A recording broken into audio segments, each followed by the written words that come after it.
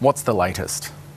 So the latest is that Tropical Cyclone Alfred is still a Category 2 system, sitting around 460 k's to the east of Brisbane. Now, we've seen no huge changes in our expectations in terms of the track or the timing. We are still anticipating that Alfred will continue moving westwards today towards that southeast Queensland coast, making a landfall crossing late tomorrow night or early Friday morning. Now, as Tropical Cyclone Alfred makes that westerly move, it may still shift around a little bit. So the eagle-eyed amongst you may notice that the point of crossing has shifted slightly, but it is still expected between the Sunshine Coast and the Gold Coast. The most recent track map has that crossing just to the south of Brisbane, but as the system moves near the coast, and just a reminder, it's still almost 500 k's away from the coast, as it moves closer, that point of crossing may still shift around. I think the real thing that people need to keep their minds focused on is that point of crossing is just where the eye of the system is going to move.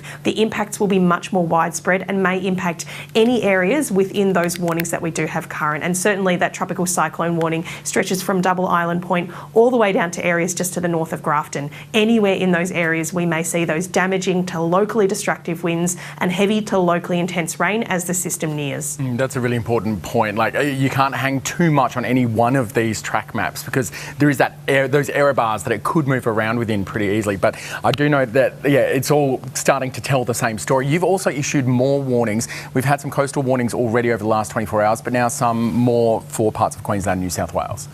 That's exactly right. So we now do have severe weather warnings current for much of southeastern Queensland and northeastern New South Wales. The tropical cyclone warning sits embedded within that severe weather warning. Really what that's trying to communicate is the broader risk of heavy to locally intense rain and also that risk of damaging to locally destructive winds across areas that may not be captured in that specific tropical cyclone warning area. So the severe weather warning more broadly talks about the rainfall totals we may expect with this system. So in that warning area we could see 6-hourly rainfall totals well in excess of 100 millimetres, particularly to the south side of that system, so through northeast New South Wales, with 24-hour rainfall totals anywhere between 200 and 400 millimetres, depending on where that cyclone does make its crossing. So huge amounts of rain expected throughout those warning areas. And the other, I guess, key point to remember is that even though the cyclone will lose its intensity once it reaches the coast, that intensity is only based on wind speed. So the winds will drop back, but that risk of rain will persist through Friday and into the weekend as well,